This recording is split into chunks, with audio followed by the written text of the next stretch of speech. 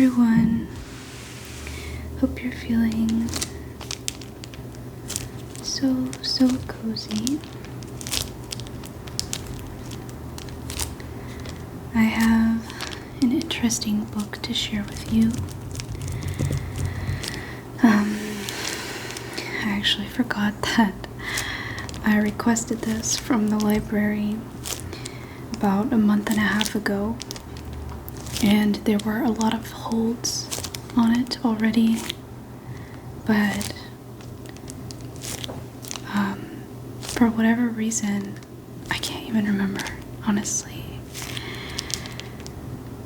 where who I was recommended by to look at this book, but whoever recommended it must have convinced me that it was going to be well worth my time because I placed the hold on it even though I knew that I probably wouldn't get it for at least a month. Anyway, I suddenly got an email today that said, "Hey, you got this book at the library," and I was like, "What book is that?" Well, it's Picture This by Molly Pink.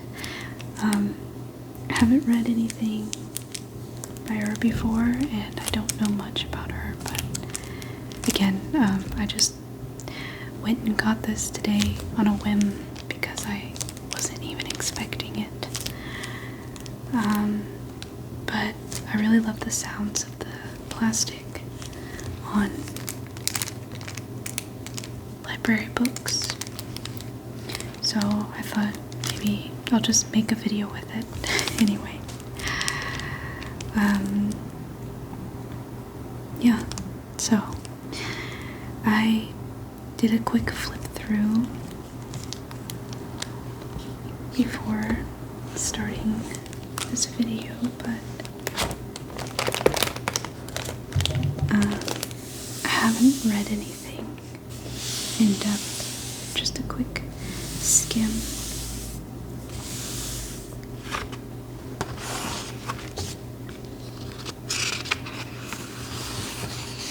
Oh, maybe you would like to know. What is this? What is this book about? Let's see, I can bring it over here. Molly Bang's brilliant, insightful, and accessible treatise. I don't know actually how to say this word. Is now revised and expanded for its 25th anniversary.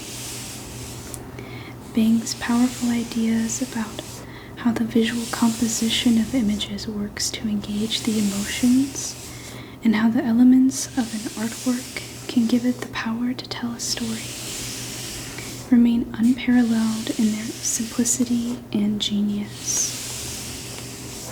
Why are diagonals dramatic? Why are curves calming? Why does red feel hot and blue feel cold? First published in 1991, Picture This has changed the way artists, illustrators, reviewers, critics, and readers alike look at it and understand art.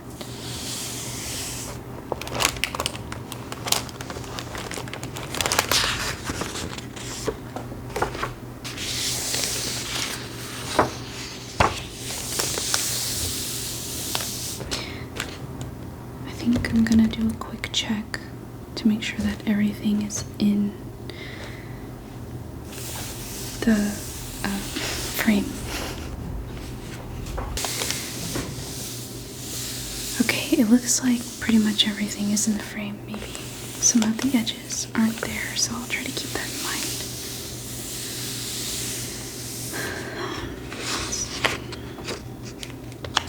So this is published by Chronicle Books. Originally published in 1991, like they said, but 2016 was the 25th anniversary.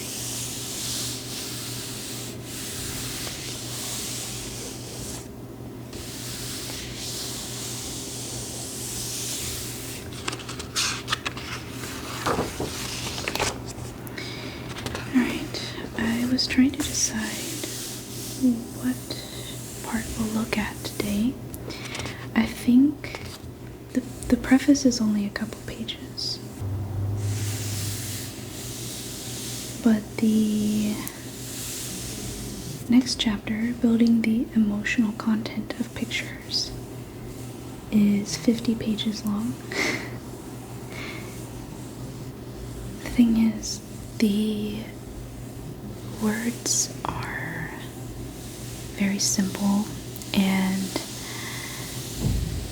the text is just very short anyway, so I think I'm going to try to read some of that as well, but I might not get through all of it.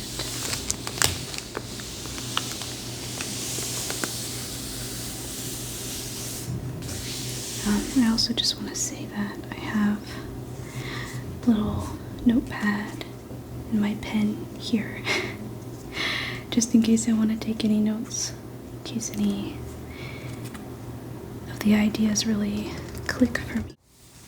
Alright, I'm gonna stop chit-chatting and just get into it.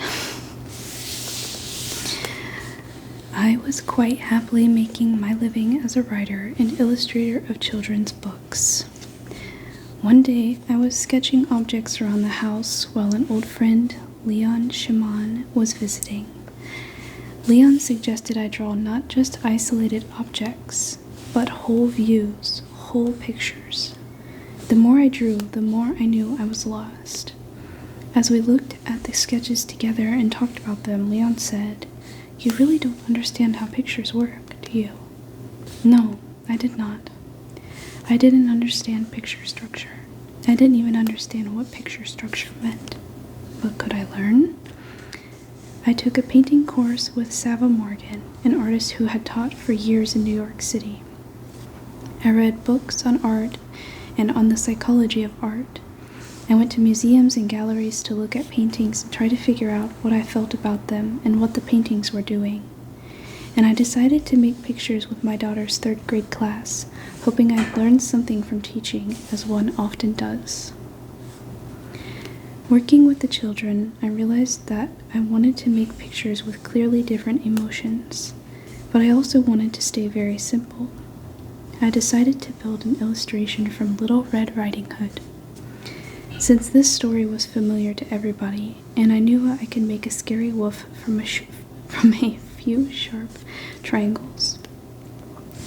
But I had to make a comforting picture first, to contrast with the scary wolf.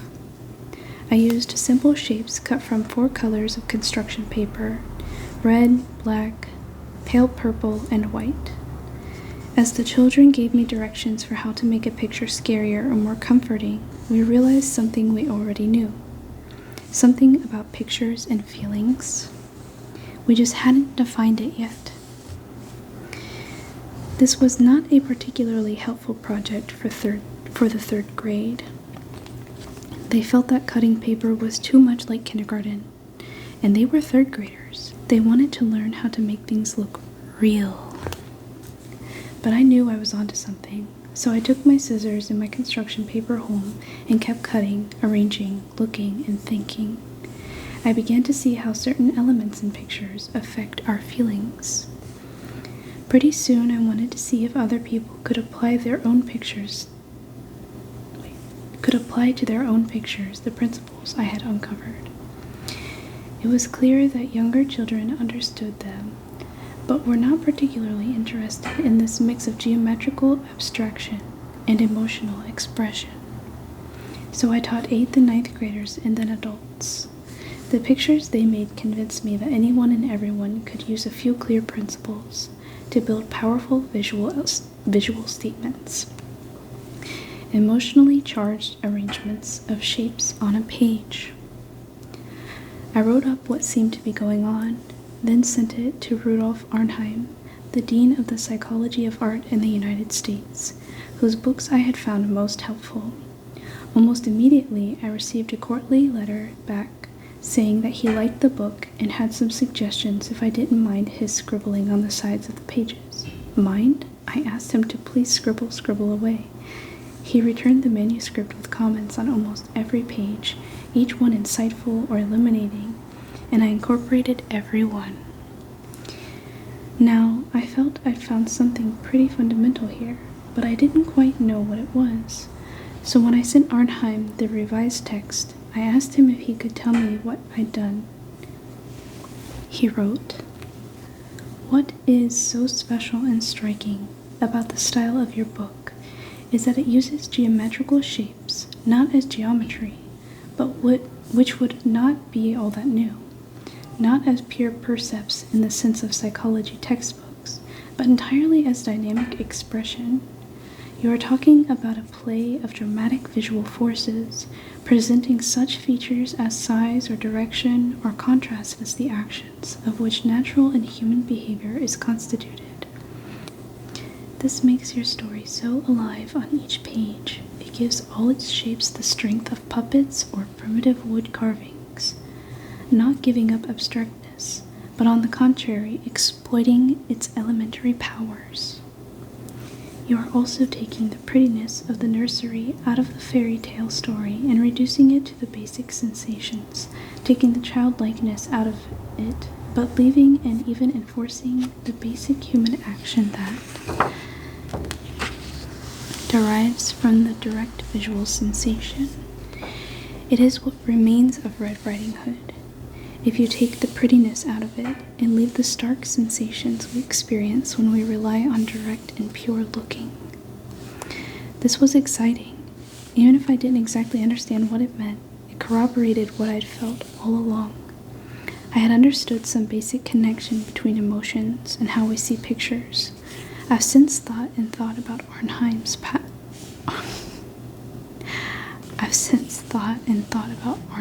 answer and about what I had felt from watching the principles appear and the book take form. For me, the book explores one question, and only one question. How does the structure of a picture or any visual art form affect our emotional response? Okay. That is definitely very interesting, so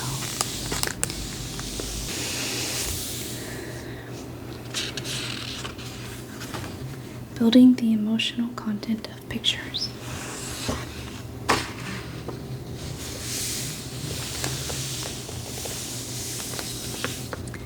We see shapes in context, and our reactions to them depend in large part on that context. If this were an illustration for a story about the ocean, we could variously read the red triangle as the sail of a sailboat, a shark's fin, a volcanic island rising from the sea, a red nun buoy, or the boat of a sinking ship. We feel very differently about the triangle if we see it as a sailboat than we do if we see it as a shark's fin. But I thought of all this much later. I first decided to represent Little Red Riding Hood as a little red triangle, and then asked myself, do I feel anything for this shape? The figure is not exactly fraught with emotion, yet I knew I felt things about it that I didn't feel for others. It isn't huggable. Why not? Because it has points. It makes me feel stable. Why? It has a flat, wide, horizontal base. It gives a sense of equanimity, or balance as well, because its three sides are equal. If it were sharper, it would feel nastier. If it were flatter, it would feel more immobile. And if it were an irregular triangle, I would feel off balance. What about its color? We call red a warm color, bold, flashy. I feel danger, vitality, passion. How can one color evoke such a range of disparate, even conflicting feelings? What is red? Blood and fire. Ah, the feelings evoked in me by red all seem to be associated with these two things that have been red and only red ever since humans have been around to see them. Could the emotions brought by red be a mixture of my feelings about blood and fire? So far, they certainly seem to be.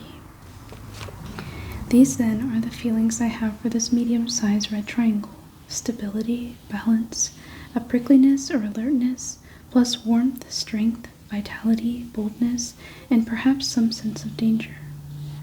Now let me look at the triangle as Little Red Riding Hood. The shape and color, of course, relate to her clothes. But can I apply the feelings I have about her as a red triangle to her as a person?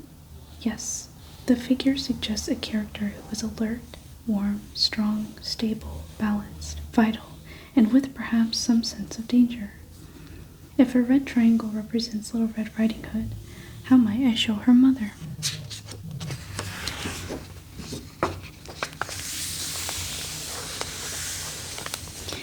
I could simply show her mother as a bigger red triangle, a bigger version of Little Red Riding Hood. But what has happened? The mother has become the more important object in the picture and now overwhelms her daughter. Little Red Riding Hood no longer appears to be the main protagonist.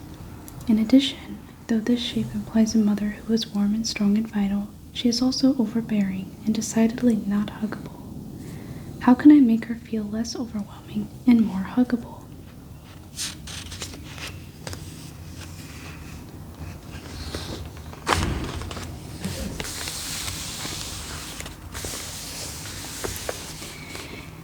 If I keep her triangular shape but round off her corners, she does seem softer, but she still takes over the picture. She draws attention away from the heroine, Little Red Riding Hood, because she is a bigger mass of red. How can I keep her large, since mothers are larger than their young daughters, but give Little Red Riding Hood prominence in the picture?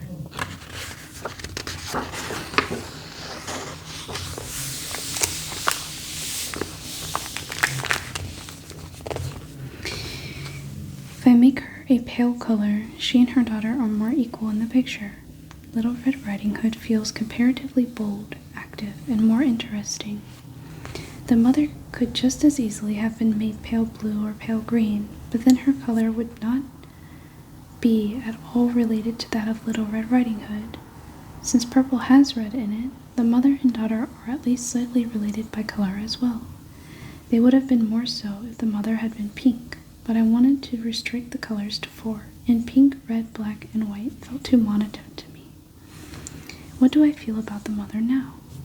She seems huggable and stable, though less strong and less warm than before, but she is still motherly, and the emphasis of the picture is now on Little Red Riding Hood, rather than on her mother.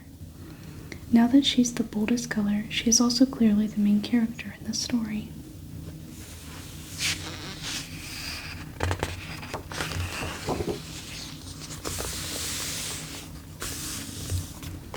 Here is the basket. I chose black because it drew my attention and because it gave me the wildest possible range of feeling. Chartreuse would have been a better complement to the red, and I love chartreuse, but it was too close to the purple in intensity and feeling. Also, I feel I would still have had to add a really dark color to show the scary elements, and I wanted to keep this as simple as possible so I could keep track of what was going on.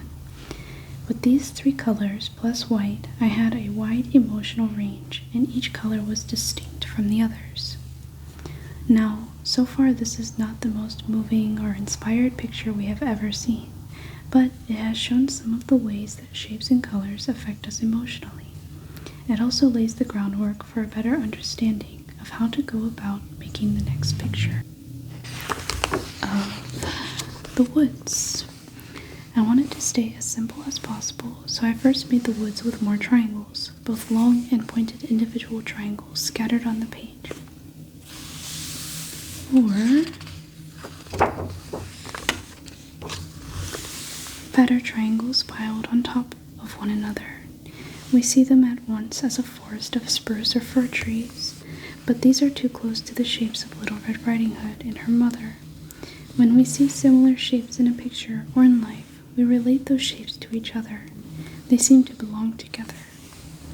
I didn't want to imply that the human beings were turning into trees, or the trees into people, or that Little Red Riding Hood particularly belongs in or relates to the woods. To avoid this confusion, and also to get relief from all these triangles, another possibility for the woods is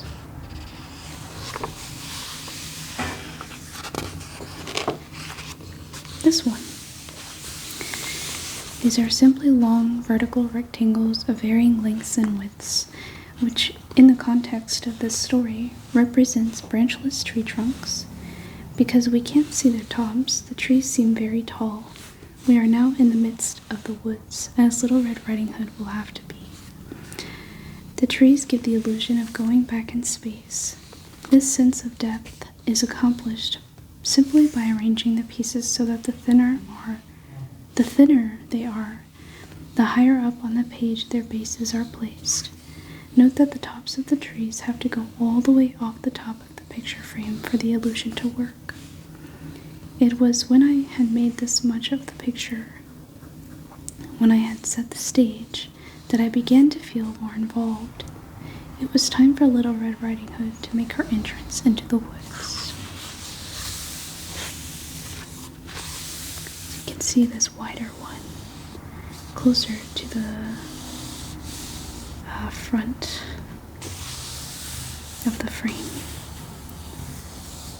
Same with this one. They take up the full length. These ones moved up shorter and thinner. Make it seem like it's in the woods.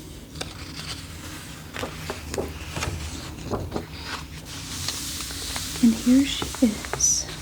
This picture can easily be read as Little Red Riding Hood in the woods, especially since she has been connected with one of the trees and is partly covered by it. This makes her belong and be inside the woods. It also makes me be inside the woods, as we tend to identify with some specific element in the picture. This was brought home to me when I went to a scary movie with a friend and had to leave at the really scary points. My friend said that at the scary parts she identified with the monster, so she wasn't scared at all. It was also interesting to see that I can comfortably make very scary pictures, as they are my scary pieces, and I'm in control of them. As soon as I began playing with the figure of Little Red Riding Hood in the woods, I noticed how much I identified with her and entered the picture. But the picture should be scarier than this, as these are the woods in which the heroine will meet the wolf who is going to eat her up. I need to imply some threat in her environment. I need to construct a scarier setup even before the introduction of the wolf. What can I do to Little Red Riding Hood, only to the triangle, to make the picture feel scarier? I could tip the triangle so it isn't so stable. I could cut off more of it with the trees, or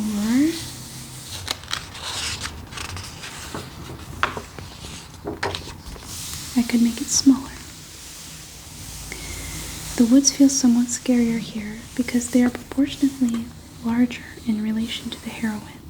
She is proportionally smaller. Why does it feel scarier when she is proportionally smaller? We feel more scared when we are little and an attacker is big because we're less able to overcome the danger or control it physically.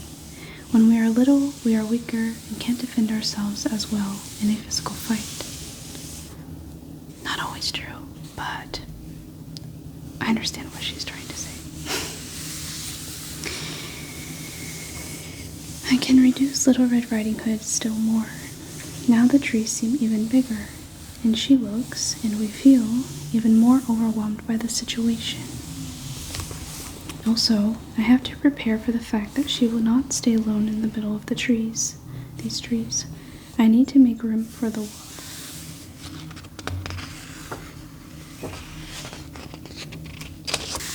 I felt suddenly disappointed when I moved her up, and it took me some time to figure out why. First of all, she looks smaller and farther away, even though the triangle is exactly the same size as on the previous page. She looks farther away because the trees have established a sense of perspective, of receding space, and Little Red Riding Hood seems to have moved back through the space just by being placed higher on the page. That's fine, but the picture doesn't feel as scary as it did before. Why not? I finally realized that when Little Red Riding Hood is more distant from me, I don't identify with her or sympathize with her so much as before. Distance makes the heart grow colder, not fonder. I feel less close to her, less attached to her. I am outside the picture. I have become an onlooker. Also, the woods are proportionally smaller again. Before I introduce the wolf, there is another aspect of the picture I can work on to make it feel scarier. The trees. How can I make the trees feel more threatening? I could add many more of them to make the woods darker and more like a prison surrounding her. I could add a lot of pointed branches, which would make the picture seem more threatening since pointed objects feel dangerous. I tried both of these, and the woods did feel very scary, but the picture became filled up, and when I put the wolf in, it became lost in the confusion, so I cleared almost all the pieces away again. And tilted some tree trunks. Now the heroine is no longer in a forest of vertical, reliable trees, but in a woods where trees might fall on her at any time. I notice that something else has happened to Little Red Riding Hood.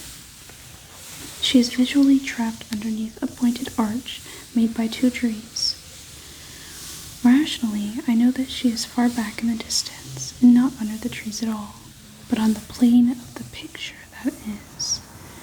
When I see the picture as flat, two-dimensional space, her vertical escape is blocked by the arch, and this makes her situation feel scarier. Also, the trees have all been tilted toward Little Red Riding Hood, effectively pushing her back toward the left-hand side of the page. When I tilt the trees away from her, they seem to be opening a path, leading her up into the right. The three aspects I had to point out here are: 1. Diagonal lines give a feeling of movement or tension to the picture, as with the leaning trees that seem to be falling or about to fall, and just as diagonal strings tied around the edges of a package can secure it more tightly, the diagonal trees tie the woods together as a slightly more threatening single mass. 3. Shapes that lean toward the protagonist feel as though they are blocking or stopping forward the progress, whereas shapes leaning away give the impression of opening up space or leading the protagonist forward. Enough of this forest business. It's time for the wolf.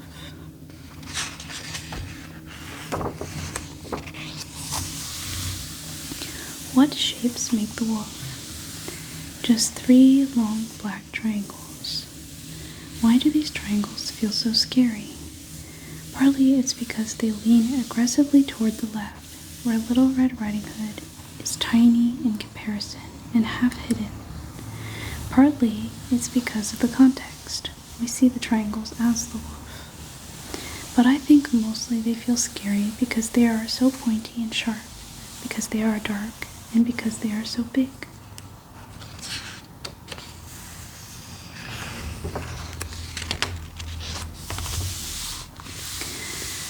I feel very differently when the wolf is made much smaller, or the points are changed to curves, or the wolf is made from a paler color.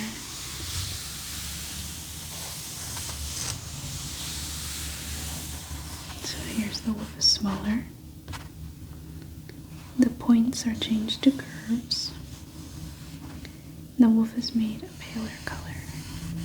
So let's see how can you create different feelings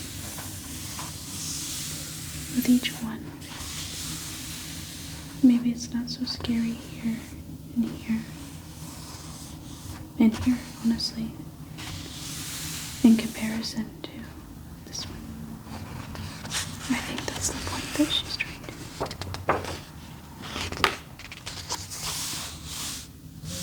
Oh, here we go. This purple colored wolf is a bit disturbing. The jarring disagreement between hard, sharp shape and soft color means that the viewer can't figure out what this large, important part of the image means emotionally. Does it feel scary or innocuous, dangerous or benign? Some ambiguity, enough to intrigue us, can be powerful and compelling.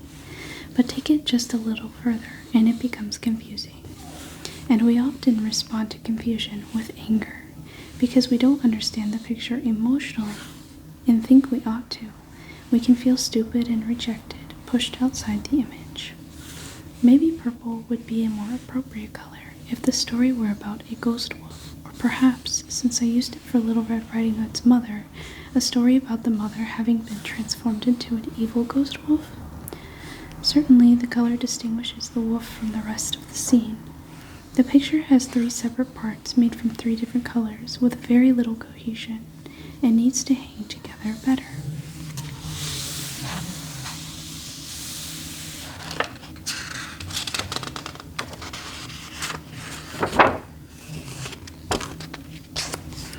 Before developing the wolf further, I need to look at it for a moment. It is scary partly because of these menacing shapes. Because these menacing shapes could be anything now, even something much scarier than a wolf. When I add wolf details, that unknown menace will become specific, and therefore slightly less scary. But the story requires a wolf. What are the features of wolves that make them so frightening to us? Those are the elements that I need to concentrate on if I intend to make the wolf frightening.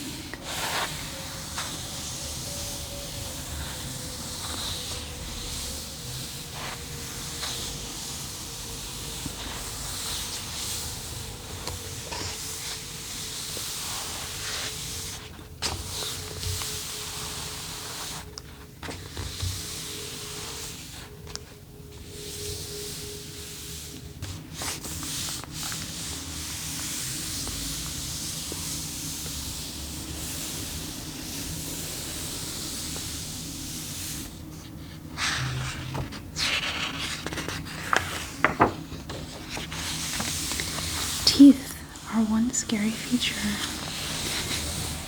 These are nothing but 7 small, sharp triangles, irregularly placed in the wolf's mouth. Imagine how much less scary they would be if they were rounded. In reality, both the snout and the teeth of wolves are rounded. They are not honed to a sharp point as in these pictures. However, when we are in a scary situation, we see the scary elements in an exaggerated light. The attacker looks much bigger when we are afraid. The teeth or weapons look much sharper. Just as when we are in love, we tend to see the world through rose-colored glasses. When we want a picture to feel scary, it is more effective to graphically exaggerate the scary aspects of the threat and of its environment than to represent them as close to photographic reality as possible, because this is the way we feel things look. What else does the wolf need in order to look more wolfish? 1, 2, 3, 4, 5, 6, 7.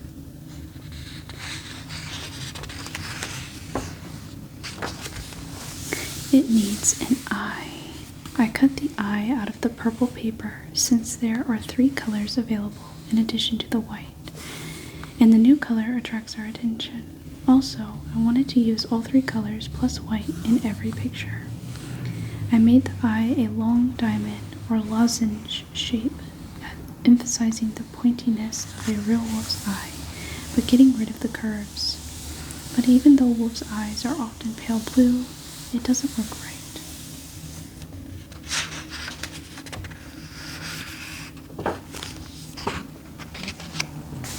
Why is this eye so much scarier? The obvious answer is that it is red. But why should a red eye be so much scarier than a pale purple eye? Purple is a milder, less aggressive color than red. But why? Part of the reason may be purely physiological. Somehow red excites us. Psychologists have found that people tend to get into more fights in bright red and hot pink rooms, and tend to eat more in rooms with red walls than they do in rooms with paler colors. Part of the reason may be that we associate red with blood and fire, so this is a bloody, fiery eye rather than an eye associated with flowers or with the evening sky. Maybe it's because we've seen drunken, bloodshot eyes, or eyes reflected in a campfire, and those were red. In some fairy tales, the eyes of witches are described as being red. Red eyes are unnatural, and unnatural things make us wary, and red is an energetic color, a color with agency. So while all white eyes are also unnatural, it is red eyes that have the energy to be hostile. But I noticed something else with the replacement of the purple eye with the red eye. Something I wasn't expecting. I immediately associate Little Red Riding Hood with the wolf's eye in a way I didn't before. They go together. Now the eye is looking at her. The strong association is almost solely due to the color. When I made the eye round, but still red, I associated it with Little Red Riding Hood the same way. What happens if the eye is made exactly the same color and shape as Little Red Riding Hood? That's interesting. Let's see.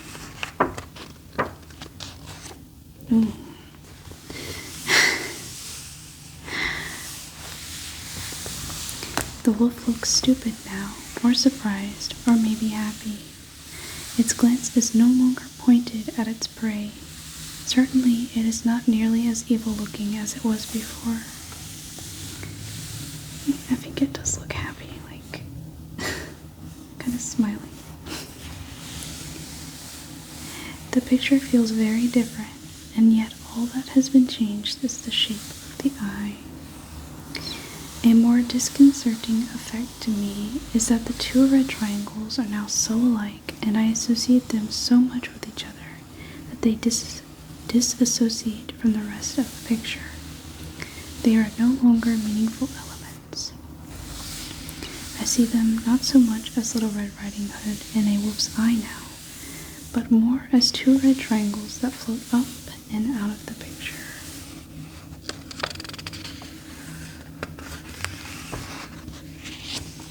I return to the wolf with the more pointed red eye.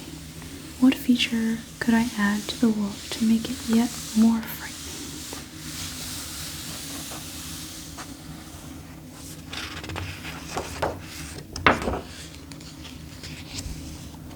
Okay, a tongue. Now it looks as though Little Red Riding Hood is being drawn right down into the wolf's mouth, just by the force of the large red mass there. I associate her even more with the tongue than with the eye now, because the tongue is a bigger mass of red. There seems to be some sort of gravitational effect here. The larger the mass of color, the more our attention is drawn to it. My attention is also attracted more to the wolf than to the trees, partly because the wolf is the larger mass, partly because it breaks through the verticals of the trees, and also, to some extent, because it is to the far right of the picture, and our eyes tend to go from left to right on the page. But its blackness keeps it hidden in the trees much more than when it was purple. I see here, in a way I didn't understand before, that when two or more objects in a picture have the same color, we associate them with each other. The meaning and the emotion we impart to this association depend on context, but the association is immediate and strong. Red goes with red, black with black. There is one more aspect of the picture that can be changed to make it feel scarier, which is the background can be darkened. In the third picture, in which Little Red Riding Hood was shown with her mother, purple was used as a soft or gentle color. It is also gentler here, in that it is less of a stark contrast with the black than the white was. Then why does this picture feel more threatening? Because in this picture, the purple implies nighttime or deep shadow, and darkness feels scarier to us than light, because we see well in the light and poorly in the dark. Darker backgrounds can imply a storm or overcast weather, which also suggests adversity or obstacles. I tried using purple for a long parallel diagonal shadows protruding from the bases of the trees, but then I got involved in how the branches, which are out of sight here, would be cast on the ground, and the shadow pattern became distracting rather than helpful. I went back to simpler solid purple. Now that the background is purple, how can I use white as a positive element? By positive element, I mean here an object rather than a background.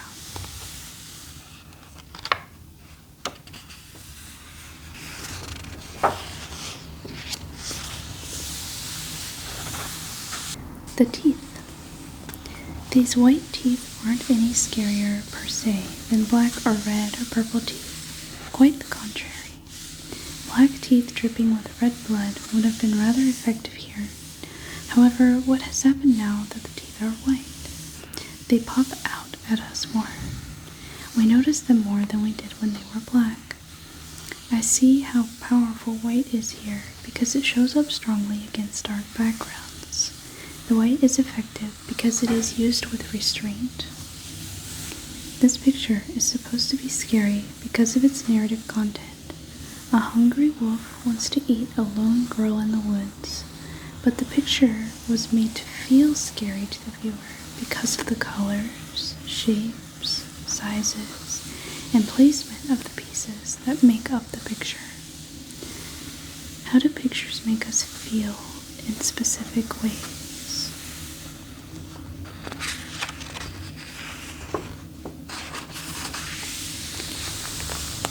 We see pictures as extensions of the real world. Pictures that affect us strongly use structural principles based on the way we have to react in the real world in order to survive. As soon as you understand these principles, you will understand why pictures have such specific emotional effects.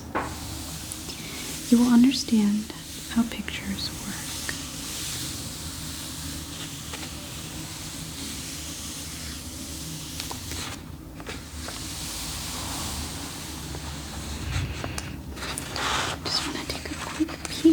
Here we have 4 pictures. On the right side, I thought that was an interesting choice. I have the pictures here and the text here.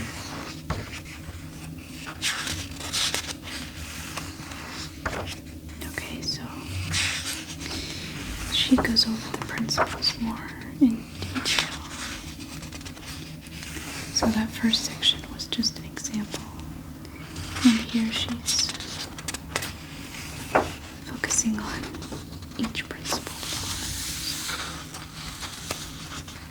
Just do a quick flip through just to kind of explore a little bit more.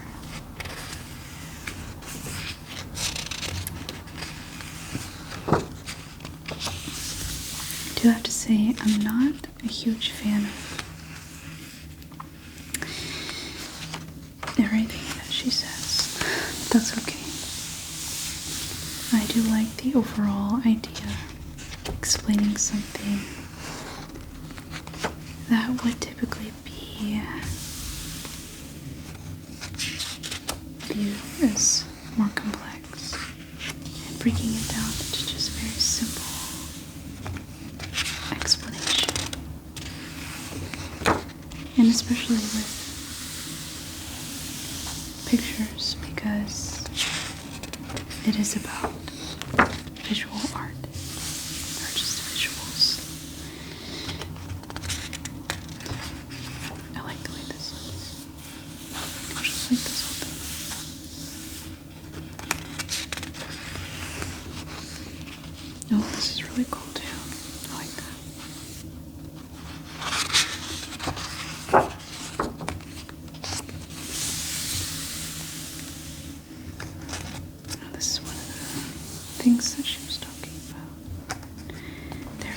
exceptions to every rule.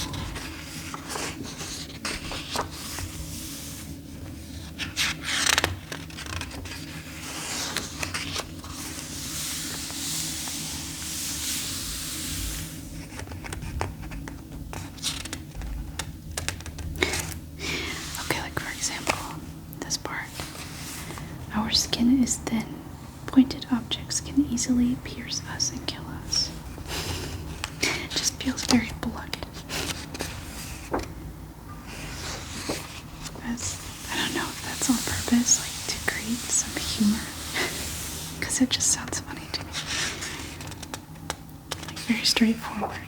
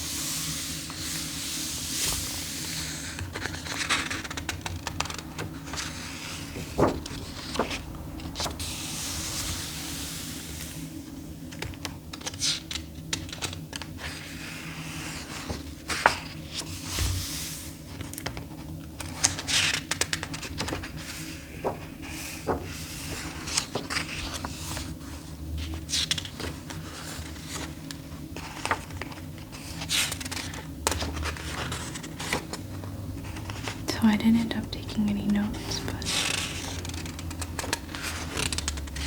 I think that's just because that first section is very basic introductions.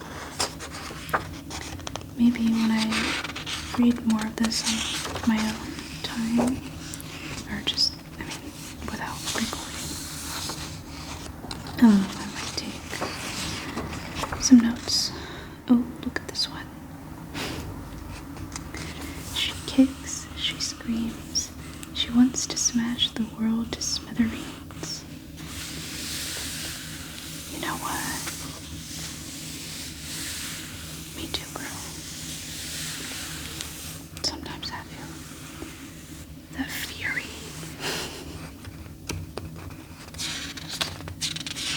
Look at that cat. It's like, what is going on?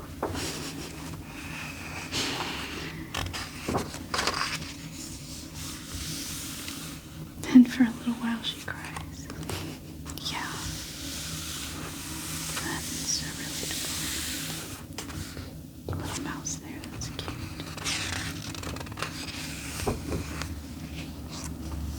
She comes to the old beech tree. She climbs. That's nice. I like that perspective.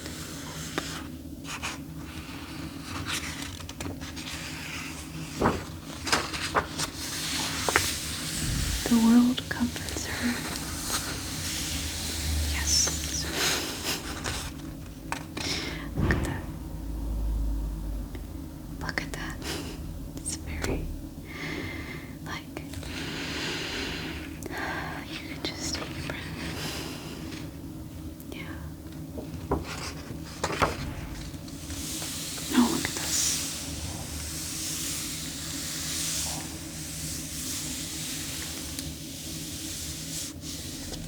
One of my favorite illustrations from the book Dawn. I adapted this story from a Japanese folk tale, The Green Wife. Oh, that's interesting. I haven't read The Green Wife, but I did read a short story called The Green Wife by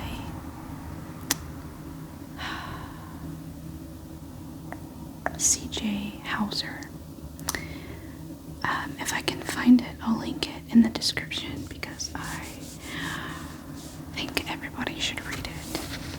It was inspired by this Japanese folk tale, and also, well, anyway, just check it out. Okay, I am very curious about that.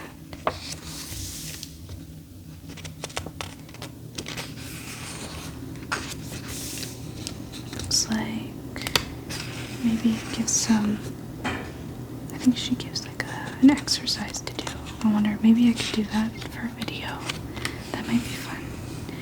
To do this paper cutting exercise. Yeah, there's some other exercises here. Choose a painting that you particularly like, placing the elements exactly. Translate the painting into an abstract composition using only rectangles, circles, and triangles in 3 or 4 colors to learn how the structure works. This one says, illustrate a cover for a book or a poster for a movie. Ask yourself the same questions as for the other pictures, but add a further question. How can I most effectively use the letters to enhance the feeling I want to evoke? Look at how words are used on a variety of poster and book covers. Illustrate a folk tale or short story. Yeah, that could be fun. Now it's your turn. Okay, I like that. Alright, I hope you enjoyed looking through Picture This by Molly Bang with me.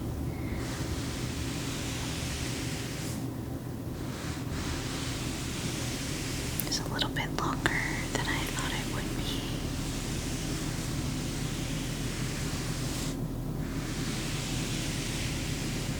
But it was really fun to look at